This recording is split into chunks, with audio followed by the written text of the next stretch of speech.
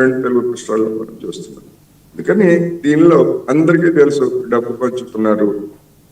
ఇంకో చిత్రమైన విషయం ఏంటంటే ఆ కాన్స్టిట్యున్సీ పరిధి లోపల ఎక్కడైనా ఉంటే రైడ్ చేసి పట్టుకుంటారనేటువంటి భయంతో కాన్స్టిట్యున్సీ వెలుపల హైదరాబాద్ నగరంలో అనేక ప్రాంతాలు ఉన్నాయి కదా, వెలుపల చుట్టూ ఉన్నటువంటి ప్రాంతాల్లో డబ్బులు, మద్యం, ఇట్లాంటి గిఫ్ట్లు ఇలాంటి వాటిని నిల్వ చేశారని చెప్పేసి చెప్తున్నారు. ఇంతకంటే ఏముంది?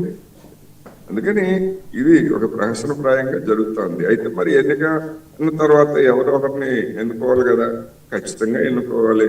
ఉన్నంతలో హాని తక్కువ కలిగించేటువంటి వాళ్ళని ఎన్నుకోవాలనేటువంటి మనం చూస్తున్నాం. ఇప్పుడు అమెరికాలో కావచ్చు, ఐరోపా దేశాల్లో కావచ్చు, అధికార పక్షము ప్రతిపక్షము రెండు కూడా విధానాలన్నీ ఒకటే. కానీ జనానికి ఛాయిస్ ఏమిటంటే ఎవరు తక్కువ హాని కలిగిస్తారో వాళ్ళకి వేద్దాం. అందుకని ఒకసారి వాళ్ళని ఎన్నుకుంటారు, ఒకసారి వీళ్ళని ఎన్నుకుంటారు. అలాంటి పరిస్థితే మరి మన దేశంలో కూడా వస్తూ ఉందా అనేటువంటిది మనం చూసాం. మనం తమిళనాడులో అదే జరుగుతూ ఉంది. అందుకని ఒక అనివార్యమైనటువంటి పరిస్థితుల్లో జనం ఓటు హక్కు వినియోగించుకుంటారు. ఖచ్చితంగా పుల్లారావు గారు చెప్పినట్లు ఉప ఎన్నికలు అనేటువంటి వాటి హిస్టరీ కనుక చూసేట్లయితే 100కి 80%, 90% వరకు అధికారంలో ఉన్నటువంటి పార్టీలకి అడ్వాంటేజ్ ఉంటుంది అనేది గతంలో అంకెలు వెల్లడించినటువంటి సత్యం. మరి ఇప్పుడు కూడా అదే ఉంటుందేమో, ఉండే అవకాశాలు ఉన్నాయి అని కూడా నేను ఈ సందర్భంగా చెప్పదలుచుకున్నాను. అంటే సార్ ఒకటి విషయం ఏంటంటే సార్ 4 లక్షల మంది ఓటర్లు ఉన్నారు జూబ్లీహిల్స్లో. సో దాంట్లో పోయినసారి అసెంబ్లీ ఎన్నికల్లో చూసుకున్నట్టయితే అది కేవలం 45% యావరేజ్గా మాత్రమే పోలింగ్ కావడము. సో దీంట్లో ఓటర్లు ఖచ్చితంగా తమ ఓటు హక్కును వినియోగించుకోవాలనే విషయం తెలిసినప్పటికీ కూడా 55% మంది ఓటర్లు ఎందుకు ఓటింగ్లో పాల్గొనట్లేదు? దీనికి గల కారణాలను ఎట్లా విశ్లేషిస్తారు? ఈ ఓటర్లు చెప్పండి సార్. పుల్లారావు గారు చెప్పండి సార్. అదే ఏంటంటే చాలా చోట్ల ఇలాంటి నియోజకవర్గాల్లో ఆ ఓటర్ లిస్ట్ మీద ఉండదా, వాళ్ళు ఓటింగ్ రారు, వాళ్ళ ఊర్లో కూడా లేరు, వాళ్ళు మూవ్ అవ్వలేరు. అది మనం మర్చిపోతాం. చాలామంది ఇతర దేశాలకు వెళ్ళారు, ఆ టైంలో ఇతర రాష్ట్రాల్లో పనిచేస్తున్నారు, ఎన్నో ఉంటాయి. ఒక 10-15% ఓటర్లు డెడ్ ఓటర్స్ అన్న కానీ అది అసలు ఆ ఓటర్ లిస్ట్లో ఉన్నారు కానీ యాక్టివ్ ఓటర్స్ కాదు. అది మనం జ్ఞాపకం పెట్టుకోవాలి. ఉన్న వాళ్ళకి ఏంటంటే ఇందాక కోటేశ్వరరావు గారు చెప్పినట్టుగా పార్లమెంట్ ఎలక్షన్ అయితే కొద్దిగా ఎక్కువ ఇంట్రెస్ట్ తీసుకుంటారు బీజేపీ వాళ్ళు. ఈ ఎలక్షన్లో ఛాన్స్ కష్టమని తగ్గించుకున్నారేమో. కానీ మనం ఇంత క్యాన్వాసింగ్ అవ్వింది, వాళ్ళ ఓటుకి ఎంత విలువ ఉన్నది, గల్లీ వెళ్ళి పట్టుకున్నారు కాబట్టి నేను 60% వరకు వేస్తారు అనుకుంటాను. తప్పకుండా ఒక 60% వరకు వేస్తారు. తర్వాత ఎలక్షన్ కమిషన్ కూడా చేసింది ఏంటంటే అంత జనాభా పెరిగిన పోలింగ్ బూత్స్ కూడా అన్నీ ఉన్నాయి. ఈ 20-30 సంవత్సరాల్లో దాదాపు అన్నీ ఉంటాయి. మనం వెళ్ళి ఒక గంట అడ్వాన్స్ ఓటింగ్ ఉన్నది కొన్ని దేశాలు.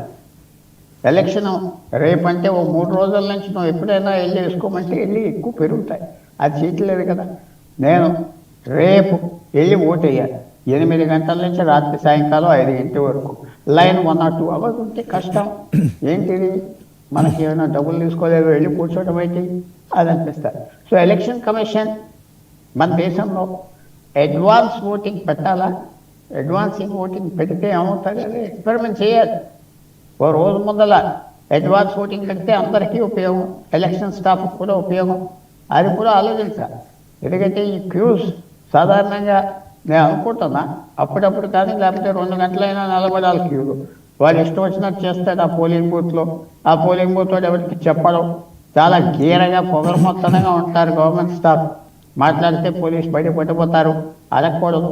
సో డిలేలు ఉంటాయి. ఆ డిలేస్ వల్ల ఒక 5% 10% ఓట్లు తగ్గుతున్నాయి అని నేను భావిస్తున్నా. తప్పకుండా ఇంట్రెస్ట్ కూడా ప్రజలకు పెట్టాలి.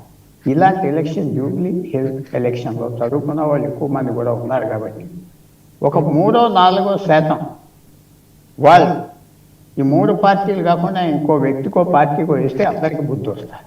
ఇప్పుడు బీహార్లో జరిగింది ఏంటి, ప్రశాంత్ కిషోర్ ఒక చాయిస్ ఇచ్చాడు. వాళ్ళు ఏదో దేవుడు అని కాదు, డబ్బున్న వాళ్ళందరికీ వాళ్ళు ఎలక్షన్లో పనిచేశారు. తెలంగాణ ఉన్నాయి, మన తెలుగు రాష్ట్రాలలో ఉన్నాయి, లేకపోతే మమతా బెనర్జీ ఏమైనా కాంగ్రెస్ పార్టీ, బీజేపీ, లాలూ ప్రసాద్ యాదవ్, నితీష్ కుమార్, కేజ్రీవాల్ కొద్దిగా వీళ్ళందరికీ పనిచేశారు. ఏదో పేదవాళ్ళ పార్టీ తీసుకొచ్చి లేకపోతే డబ్బు లేని వాళ్ళు ఇంటలెక్చువల్స్ పార్టీ తీసుకొచ్చేది. కానీ అలాంటి వ్యక్తిది ఏం చేసేటంటే బీహార్లో ఇంట్రెస్ట్ ఎలక్ట్రేట్లో తీసుకొచ్చాడు. నేను కొత్త క్యాండిడేట్స్ పెడుతున్నా, కొత్త వాళ్ళు ప్రిన్సిపల్స్, డాక్టర్లు, ఇలాంటి ఆఫీసర్లు, రిటైర్ అయిన వాళ్ళు మంచి ఆఫీస్ పెడుతున్నా. ఏ ఓటు అంటే కొద్దిగా ఇంట్రెస్ట్ వచ్చింది, ఓటింగ్ పర్సెంటేజ్ పెరిగింది. దేనికి పెరిగిందంటే ఆయన చేసేదో ఓటో లేదో తెలియదు. 75 సంవత్సరాల తర్వాత పెరిగిందంటే మిగతా వాళ్ళు కూడా వేసారు. అలాంటి ఇంట్రెస్ట్ జూబ్లీ హిల్స్లో ఉన్నదా? అది మీరే చెప్పాలి. మన క్యాండిడేట్స్ కండెమ్ చేయడం కాదు, ఇంట్రెస్ట్ కూడా ఉండాలి క్యాండిడేట్స్ మీద. తర్వాత నేను చెప్పిన ఇందాక ఒక 10% ఓట్లు డెడ్ ఓట్స్, పేర్లు ఉంటాయి, ఎవరో వెళ్ళరు, ఊర్లో లేరు, అమెరికా వెళ్ళారు, ఇంకో చోట పని చేసేదానికి వెళ్ళారు, బంధువులు చూడటానికి వెళ్ళారు, హాస్పిటల్లో ఉన్నారు, ఏదో ఉంటాయి. ఇవన్నీ కలిపి ఓటింగ్ పర్సెంటేజ్ నేను అనుకుంటున్నా 60% వస్తే గొప్ప విషయం. కానీ తర్వాత క్యాన్వాసింగ్ కూడా ఎలా జరుగుతుందంటే మనం అనుకుంటున్నాం కానీ ఇంటింటికి పోలింగ్ ఏజెంట్స్ లేరు. సోషల్ మీడియా మీద విఐపీలు మీ ఇంటికి రావటం, ఫోటో దిగటం, అంతే, మళ్ళీ వెళ్ళి ఇంటికి పడుకోవటం. ఇది పెద్ద అది యాక్టివ్గా ఓటర్స్ పట్టుకొని చేసేది కాదు. ఇదంతా కొంచెం ఫోటో ఆపర్చునిటీ ఓటింగ్లా చేస్తున్నారు ఊరికిని. అది బాగా చూస్తే మనకు అర్థమైపోతుంది. విఐపీస్, ఎంపీస్, ఎమ్మెల్యేస్ ఏదో ఓటు అడిగినట్టుగా కొట్టుకెళ్ళటం, అడగటం, కూర్చోటం, టోపీ పెడతాం, తిరగటం, ఫోటో తీయటం, వీడియో వేయటం, ఫినిష్, ఇంటికి వెళ్ళిపోయి కూర్చోటం. సో ఆఖరికి పంచిపెడతంలో ఉంటుంది. ఏం పంచిపెడుతున్నారు? ఎలక్షన్ కమిషన్ నిద్రపోవట్లేదు, నిద్రపోతున్నట్టుగా నటిస్తారు.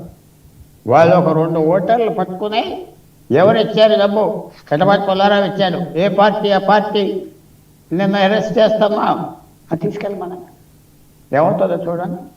లేకపోతే 50 మందికి ఆ క్యాండిడేట్ ఏజెంట్ డబ్బు పంచిపెడుతున్నాడంటే ఆ క్యాండిడేట్ పేరు ఇప్పుడు కూడా ఎలక్షన్ కమిషన్ తీసేయచ్చు రోల్ నుంచి.